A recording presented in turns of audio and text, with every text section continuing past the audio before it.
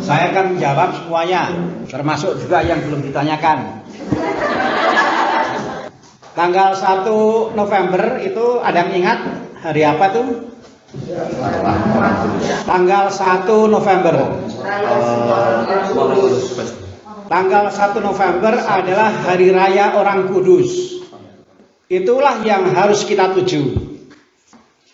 Dan itu masih harus diperjuangkan meskipun orang sudah meninggal. Tanggal 2 hari pengenangan arwah semua orang beriman.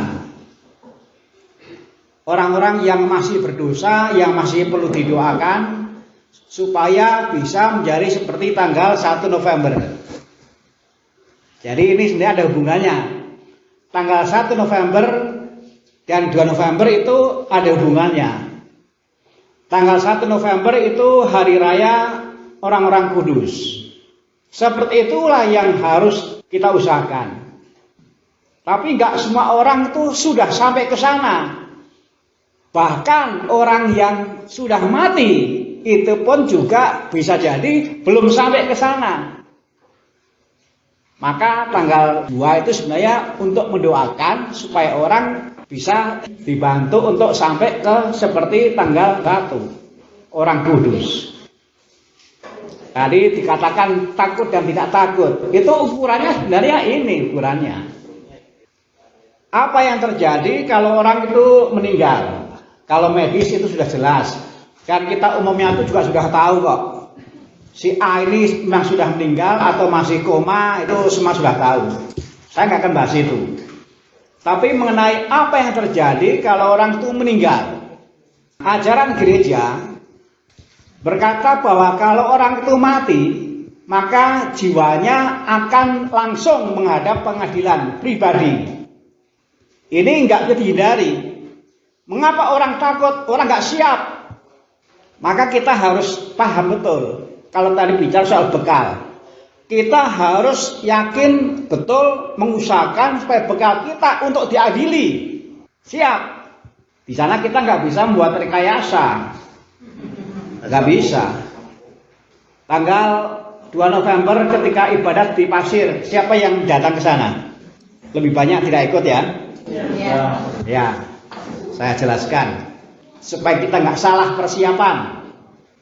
Ketika orang itu mati, langsung berhadapan dengan pengadilan. Dan kita nggak bisa tawar-menawar. Siap nggak siap, langsung diadili.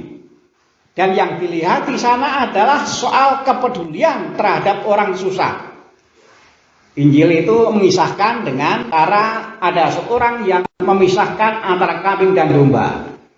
Yang satu ditempatkan di tempat yang susah, lalu yang sebelah ditempatkan yang bahagia.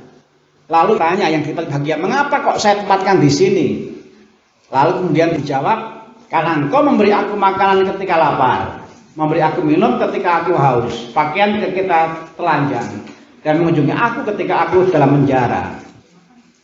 Kapan itu kami lakukan? Apapun yang kau lakukan kepada salah satu orang yang paling hina, itu kau lakukan untuk aku. Ini ukurannya. Jadi bukan karena dulu kamu aktif main degong, aktif kor, tidak. Itu nggak disebut. Itu tambahan. Maka jangan sombong dulu. Itu baik, tapi itu tidak wajib. Maka kalau ada orang yang nggak bisa kur karena dia seumur hidup sariawan, ya nggak apa-apa. Kalau ada orang yang tidak bisa ikut kur, nggak masalah. Kalau ada orang yang nggak bisa main degung, nggak masalah. Kan nggak mungkin kalau bisa semua main degung, kan nggak mungkin. Itu nggak apa-apa. Tapi masalah kalau orang tidak punya kepedulian terhadap orang susah. Ini yang dilihat. Maka prihatin kalau ada orang yang saya sudah aktif di mana-mana, hanya satu yang saya tidak aktif. Soal kepedulian terhadap orang susah. Ini yang sifatnya wajib. Semua harus itu. Maka sebenarnya juga menjadi perenungan bagi kita. Kita cermati kebijakan-kebijakan atau kebiasaan-kebiasaan yang ada di lingkungan ini. Ada tidak yang justru bukan membela tapi bikin susah orang kecil? Ada umat yang curhat. Dia sebenarnya senang ke lingkungan, tapi akhirnya dia memutuskan nggak ke lingkungan, takut nanti ketempatan. Karena yang dia lihat adalah kalau berteman lingkungan selalu pakai konsumsi. Untuk orang yang mampu nggak masalah, tapi jangan kita mengandaikan semua orang mampu. Ini saya dengar langsung, malah miris. Saya pernah mendengar langsung juga. Ada orang yang mengatakan asal pasur tahu saja. Ketika saya ketempatan itu saya sampai harus utang. Yang mampu mungkin cuma gitu saja, tapi inilah kenyataannya. Maka kemudian yang dipikirkan itu, kita periksa apakah kegiatan lingkungan tanpa kita sadari ternyata itu malah bikin susah orang susah. Nah, itu dosanya bisa sampai 7 turunan itu menurut saya. Tapi maksud saya ini kan kontradiksi. Agama yang harusnya menjadi jalan keselamatan tapi malah terbalik. Orang kecil itu karena kecil maka memang menjadi nggak kelihatan. Ketika orang diberikan kesempatan untuk bersuara juga saya jamin nggak akan bersuara. Maka memang dibutuhkan sebuah kepekaan. Orang susah itu, orang kecil itu karena kecil maka nggak kelihatan. Karena kecil maka suaranya juga nggak terdengar. Sayup-sayup. Saya mendengar itu ketika saya berkunjung. Ketika saya berkunjung ke orang yang susah, itulah yang saya dengar. Bukan di paroki ini. Tetapi saya nggak yakin bahwa di sini tidak ada yang seperti itu. Saya yakin ada. Nggak usah jauh-jauh. Belum lama itu saya mengajak jangan sampai Dewan Stasi ini membiarkan umat yang susah yang harusnya dibela malah dibiarkan susah. Nah itu bermula dari waktu itu Asr Imam itu yang hanya satu-satunya sakit. Lalu saya menggantikan mengirim komuni. Saya melihat dengan mata kepala, tapi saya nggak sendirian. Karena ketika mengirim komuni itu saya juga disertai oleh pengurus. Lalu saya ngobrol dengan pengurusnya itu, lihat, kita melihat dengan mata kepala. Yang tadi kita kirim itu, ada berapa yang mampu? Ada berapa orang yang bisa menyiapkan konsumsi? Mungkin untuk makan sehari-hari pun susah. Padahal kalau pertemuan lingkungan yang datang banyak. Kalau pakai istilahnya Cak Lontong, mikir.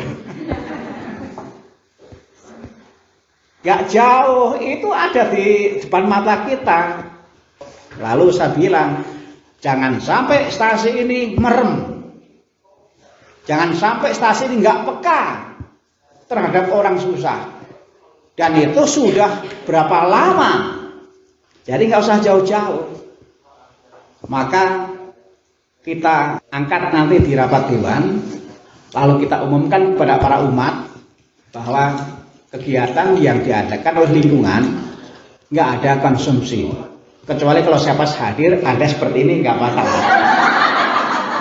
Ada kekecualiannya. Nah, lalu apa yang terjadi? Yang terjadi ternyata sekarang orang yang sebelumnya ciut itu senang.